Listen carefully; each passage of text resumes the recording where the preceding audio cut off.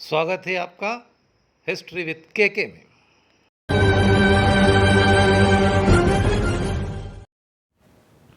बौद्ध संगतियाँ महात्मा बुद्ध के महापरिनिर्वाण के बाद हुई थी। अब ये क्या थी? तो ये मतलब अगर इसका अर्थ देखें तो इसका अर्थ है सभा या बौद्ध सम्मेलन कह सकते हैं इसको, जिसमें बौद्ध भिक्षु अनुयायी उपस्थित हुए थे। अब इनको क्यों बनाए किए गई थी? क्योंकि नियम बनाने, विचार मंथन, धर्म का प्रचार करने और मतभेदों को दूर करने और सुधार करने के लिए ये अलग अलग स्थानों पर 4 बौद्ध संगतियों का आयोजन किया गया था। प्रथम बौद्ध संगति, अब इसका अगर समय देखें तो ये 483 ईसा पूर्व हुई थी, माने महात्मा बुद्ध के महापरिनिर्वाण वर्ष के समय। स्थान ये राजगृह में हुई थी। सप्तपूर्णी गुफा, इसको सप्तपर्णी गुफा भी कहते हैं। तो सप्तपूर्णी या सप्तपर्णी गुफा में राजगृह में हुई थी ये। आयोजनकर्ता कौन था इसका? तो ये अजातशत्रु, हर्यक वंश का शासक था अजातशत्रु, उसके समय में हुई थी। इतिहास में अजातशत्रु को पितृहंता भी कहा गया है। इसकी अध्यक्षता किसने की थी? तो महाकश्यप या महाकश्यप इसके अध्यक्ष थे।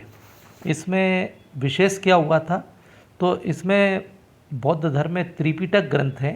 तो इसमें से 2 जो त्रिपिटक ग्रंथ हैं, सुत्त पिटक और विनय पिटक, इन ग्रंथों का संकलन हुआ था। सुत्त पिटक का बुद्ध के शिष्य आनंद ने और विनय का उनके ही शिष्य उपाली, इन्होंने उसका संकलन किया था। इस दृष्टि से यह महत्वपूर्ण है। द्वितीय बौद्ध संगति, अब ये द्वितीय बौद्ध संगति का अगर हम समय देखें तो ये 383 ईसा पूर्व हुई थी। पहली 483 ईसा पूर्व और ये 383 ईसा पूर्व हुई थी। ईसा पूर्व पर हमने एक वीडियो बना हुआ है।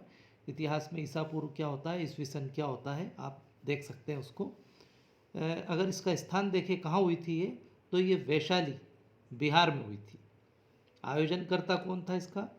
तो कालाशोक, शिशुनाग वंश का शासक था कालाशोक, उसने आयोजन किया था। और इसकी जो अध्यक्षता की थी वो सभाकामी, जिनको कभी कभी सब्बकामी भी कहा गया है, उनकी अध्यक्षता में हुई थी। अब इसमें क्या विशेष था द्वितीय बौद्ध संगति में? तो बौद्ध धर्म में जो मतभेद उतखड़े हुए थे, माने कुछ लोग ऐसे थे जो पुराने महात्मा बुद्ध के विचारों को मानने वाले थे, तो उन्होंने कुछ नए विचार वाले जो थे उनको अलग कर दिया। तो उन नए विचार वालों ने एक महासंघ का निर्माण कर लिया था। तो इस तरह से मतभेदों के कारण बौद्ध धर्म स्थाविर और महासंघिक में विभाजित हो गया था। तृतीय बौद्ध संगति, तृतीय बौद्ध संगति का अगर हम समय देखें तो ये 251 ईसा पूर्व हुई थी। कहाँ हुई थी? स्थान देखें तो ये पाटलिपुत्र यानी बिहार में हुई थी। और इसका जो आयोजन करता था, किस शासक के समय में हुई थी? तो ये मौर्य शासक अशोक के समय में हुई थी, जिसको इतिहास में भ्रात हंता की संज्ञा भी दी गई है और महान शासक भी माना जाता है। तो मौर्य शासक अशोक के समय में तृतीय बौद्ध संगति का आयोजन हुआ था। अध्यक्षता किसने की थी इसकी? तो मोगलीपुत्र तिस्स ने इसकी अध्यक्षता की थी। अब इस तृतीय बौद्ध संगति में विशेष क्या हुआ था? तो इसमें बौद्ध धर्म के जो त्रिपिटक ग्रंथ थे, 3 ग्रंथ, उसमें अभिधम्म पिटक नामक ग्रंथ का संकलन हुआ था। पहले में 2 हो गए थे और ये तीसरा था। ये 3 टोकरियाँ हैं एक प्रकार से, इसमें नियम कानून है, इस पर हम अलग से एक वीडियो बनाएंगे।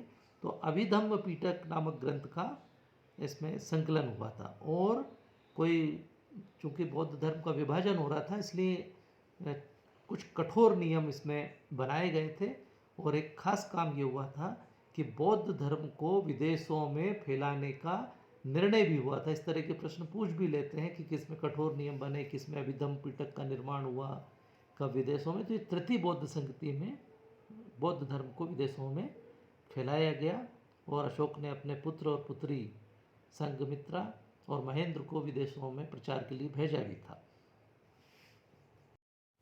चतुर्थ बौद्ध संगति, यदि हम चतुर्थ बौद्ध संगति के समय की बात करें तो ये प्रथम शताब्दी में मानी गई है, लगभग 72 ईस्वी में हुई थी ये। आप कहाँ हुई थी स्थान देखें तो ये कुंडलवन यानी कि कश्मीर में हुई थी, कुंडलवन में। और इसका आयोजन करता जो था वो कुषाण शासक कनिष्क था। शासक उस समय कुषाण शासक था, कनिष्क उसके समय में हुई थी। और अध्यक्षता इसकी जो की थी वो इस वाले की जो की थी वो वसुमित्र ने की थी। और इसमें एक उपाध्यक्ष का भी नाम मिलता है, वो था अश्वघोष। अश्वघोष के समय में हुई थी, उपाध्यक्ष था और अध्यक्षता वसुमित्र ने की थी। इसमें क्या विशेष बात थी, इसमें लगभग 500 बौद्ध भिक्षुओं ने भाग लिया था। और यहाँ पर बौद्ध धर्म का एक विश्वकोश, जिसे विश्वकोश की संज्ञा है, विभाषा शास्त्र नामक टीका का संकलन हुआ था। इस विभाषा शास्त्र को बौद्ध धर्म का विश्वकोश भी कहा जाता है। इसके अलावा मतभेदों के कारण बौद्ध धर्म 2 भागों हीनयान और महायान में विभाजित हो गया था। हमने पिछली वीडियो बनाई हुई है इस पर, हीनयान और महायान पर, आप उसे ज़रूर देखें। इसके अलावा इसमें नागार्जुन भी शामिल हुआ था। इस तरह से ये चतुर्थ बौद्ध संगति हुई थी।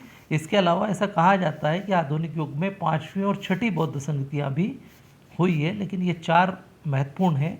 मैं आपका लास्ट में, वीडियो के लास्ट में एक चार्ट बना करके दे रहा हूँ, यहाँ पर आप कंपेरेटिव इसको पूरा तरह से याद रख सकते हैं, आपकी सुविधा होगी। आशा है आज के मेरे इस वीडियो से आपको बौद्ध संगतियों के बारे में पता लग गया होगा, आपके ज्ञान में वृद्धि हुई होगी। यदि वीडियो अच्छा लगे तो प्लीज़ इसे लाइक करें, शेयर करें। Thank you.